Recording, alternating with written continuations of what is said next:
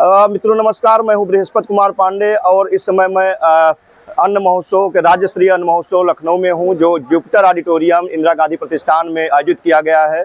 और अभी आप देख रहे होंगे कृषि विज्ञान केंद्र कटौटा अमेठी का यहाँ पर एक बैनर लगा हुआ है, स्टॉल लगा हुआ है और स्टॉल पर विभिन्न तरह के मोटे जो अनाज हैं, जिनको हम पोषक अनाज भी कहते हैं, जिसको इस साल इंटरनेशनल मिलेट्स ईयर के रूप में मनाया जा रहा है, अंतर्राष्ट्रीय पोषक अनाज वर्ष के रूप में मनाया जा रहा है। उसके बहुत सारे अनाज को, पूरे खड़े अनाज और उसके मूल्य वर्धित उत्पादों को यहाँ पर प्रदर्शित किया गया है।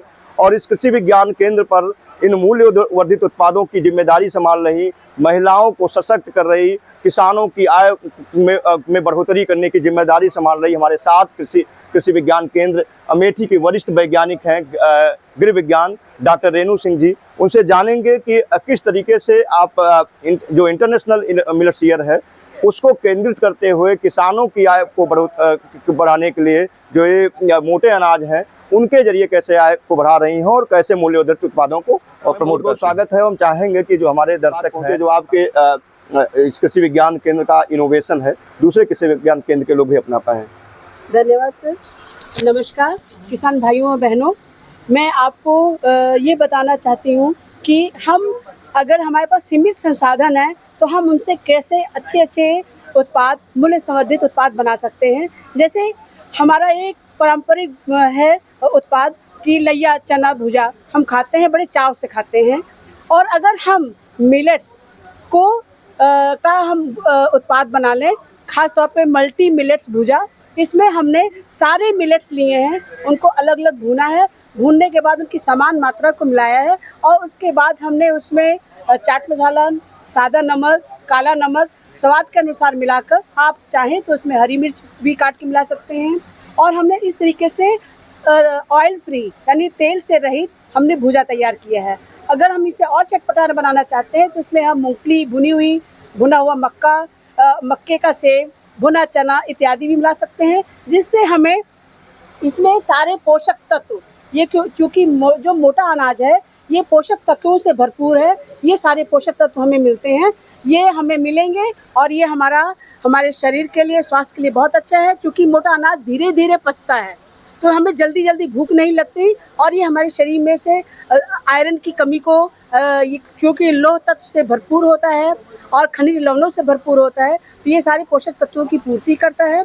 हम इसके अलावा हम रागी के लड्डू, रागी का नमक पारा, रागी की मठरी और बाजरे का लड्डू, रागी का हम कई सारी चीज़ों में गोंद के लड्डू के रूप में, और बाकी जो मिलेट्स हैं उन सब के भी हम खीर, उत्पम और उसके अप्पे और डोसा, मिठाई के रूप में हम उनकी खीर, सेवई इत्यादि बहुत सारे मूल्य संवर्धित उत्पाद बना सकते हैं। और इनकी मार्केट वैल्यू भी ज़्यादा है और इनके हम अगर चिप्स पापड़ बढ़िया बनाएं तो ये हमारी आय को दुगनी करती हैं और लोग इन्हें अपने दैनिक दिनचर्या में अपनाकर अपने स्वास्थ्य को सुधार सकते हैं। और सबसे बड़ी बात है, ये जो मोटे अनाज हैं ये कम सिंचाई अवस्था में, कम पानी में, कम लागत में, उथरीली भूमि में भी उत्पन्न किया जा सकते हैं, पैदा किया जा सकते हैं। इसमें किसी प्रकार की खाद रसायनों की ज़रूरत नहीं होती है और ये हमारे स्वास्थ्य के लिए,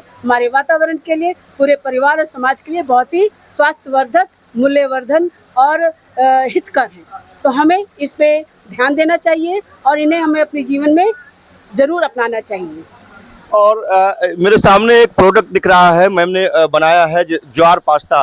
अक्सर बच्चों को हम लोग जिद करते हुए जब टिफ़िन स्कूल की जाती है तो उस टिफ़िन में बच्चों के जिद रहती है कि उनके टिफ़िन में पास्ता ज़रूर हो। और ये जो पास्ता बनता है, जो बाज़ार में आता है, वह मैदे का बना होता है, जो हमारे लीवर के लिए खासा नुकसानदेह होता है।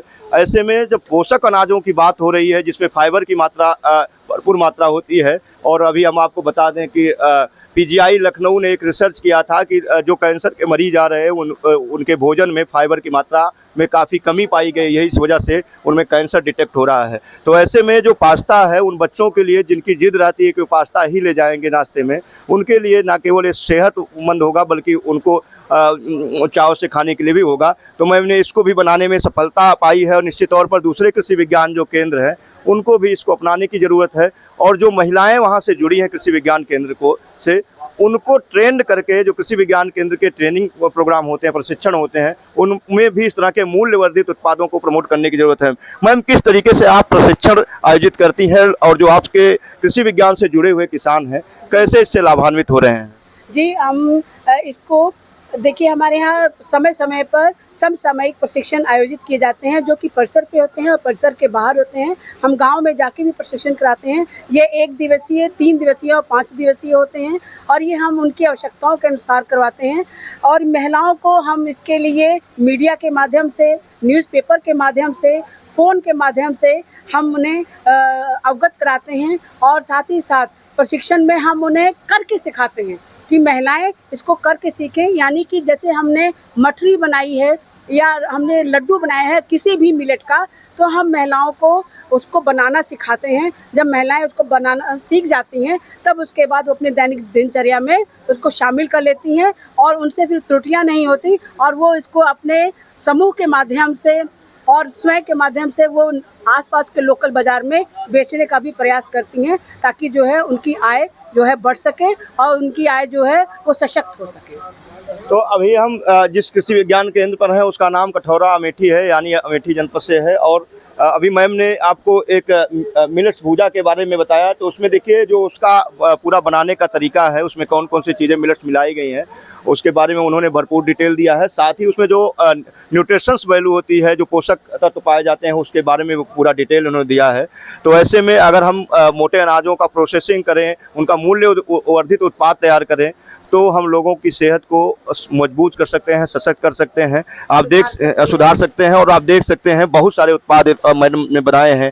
बाजरे का लड्डू है, रागी का लड्डू, रागी का नमक पारा है, जो हम मैदे का नमक पारा खाते हैं बाजार में, और बहुत सारी चीज़ें उसमें मिली होती है नुकसानदेह। उससे अच्छा ये रागी का नमक पारा है, जिसमें फाइबर की मात्रा तो भरपूर होती है, साथ ही प्रोटीन, कार्बोहाइड्रेट और रेशा, कैल्शियम, आयरन, इन सारी पोषक तत्वों की हमारे शरीर की ज़रूरत होती है, जिनके जरिए हम बीमारियों से लड़ते हैं, वो सारे तत्व पाए जाते हैं। और रागी का भूजा, पोहा, हमारे पास जौ का भूजा है, ज्वार का भूजा है, और हमारे पास बाजरा भूजा है, हमारे पास सांवा कोदो भूजा है। और ये देखिए कितना प्यारा लग रहा है देखने में।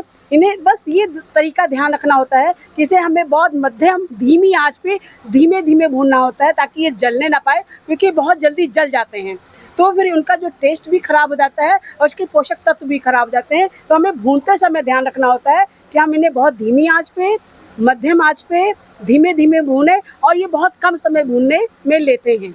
और सबसे बड़ी बात है, हमें ये जरूर ध्यान रखना होता है कि मोटा अनाज कितनी मात्रा में खाएं।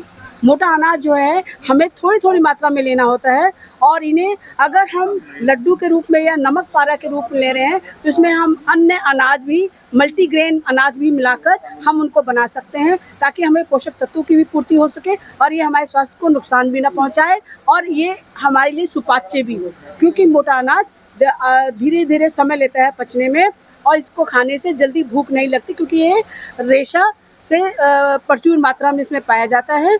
तो हमें इनकी मात्रा को ध्यान में रखते हुए इसे आहार में के रूप में लेना चाहिए। मैम, एक अच्छी बात है कि हम लोग चूरा जिसको कहते हैं उसका पोहा बनता है, वो चावल का होता है, और आपने बाजरे का, पर्ल मिलेट का जिसको कहते हैं, उसका भी पोहा बनाया है। तो इसका स्वाद सामान्य जो पोहा होता है उससे कैसे अलग होता है?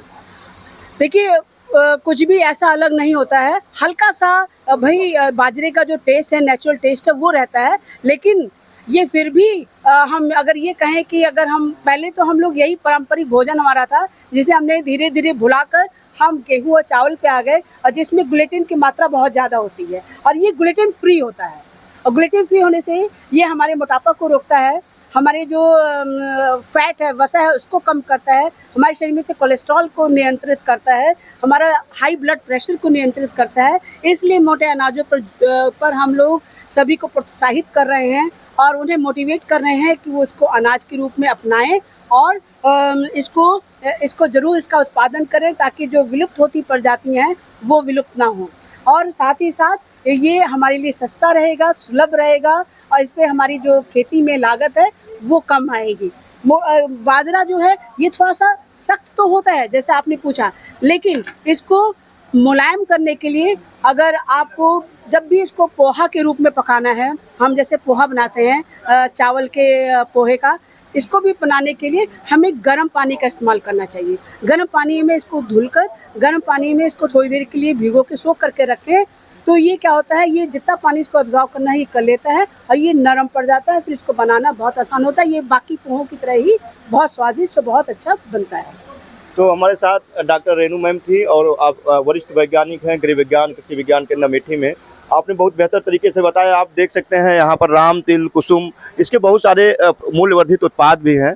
तो शायद आपको जो सबसे किसानों से जुड़ा हुआ जो सबसे अहम महकमा है वह कृषि विज्ञान केंद्र है, क्योंकि आप जो यहाँ के कृषि वैज्ञानिक होते हैं वो किसानों के खेतों तक जाकर उनकी समस्याओं का समाधान करते हैं।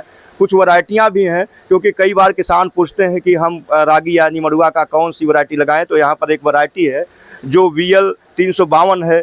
जेठी सावा की भी वैरायटी प्रदर्शित की गई है। रागी की एक और वैरायटी प्रदर्शित की गई है GPU 67 चेना, जिसे हम जेठी सावा कहते हैं, उसका TNAU 145 वैरायटी प्रदर्शित की गई है। कुटकी का लिटिल मिलेट जिसको हम कहते हैं DHLM 36-3 प्रदर्शित की गई है। कांगनी का STA 3156 प्रदर्शित की गई है। सावा की BL 207 प्रदर्शित है और सावा की ही दूसरी वैरायटी है जो DHBM 93-2 और कोदो RK 390-75। और हम चाहेंगे एक बार जो इसकी बालियां हैं इस पर भी प्रदर्शित करें, क्योंकि जो आज की युवा पीढ़ी है वो मोटे अनाजों यानी पोषक अनाजों को पहचान ही नहीं पाती, और युवा पीढ़ी क्या जो आम किसान है वह भी कई ऐसे मोटे अनाज हैं, पोषक अनाज हो जिनको नहीं पहचान पाते हैं। अभी बहुत सारे लोगों ने खेती की शुरुआत की है, धीरे धीरे इसको बढ़ावा मिलेगा, क्योंकि इंटरनेशनल मिलेट्स ईयर के वजह से एक क्रांति सी आई है देश में। और देश ही नहीं दुनिया की बात करें तो, क्योंकि इंटरनेशनल मिलेट ईयर जो है पूरी दुनिया में मनाया गया। तो यह था कृषि विज्ञान केंद्र और हम आपको जानकारी देने की कोशिश कर रहे थे। जी मैम। जैसे ये बर्रे और कुसुम है, इसके बारे में बहुत किसान जो है नहीं जानते हैं, लेकिन मैं इसके बारे में ये बताना चाहूँ कि ये हमारी बहुत पुरानी ये सीड है, मिलेट है।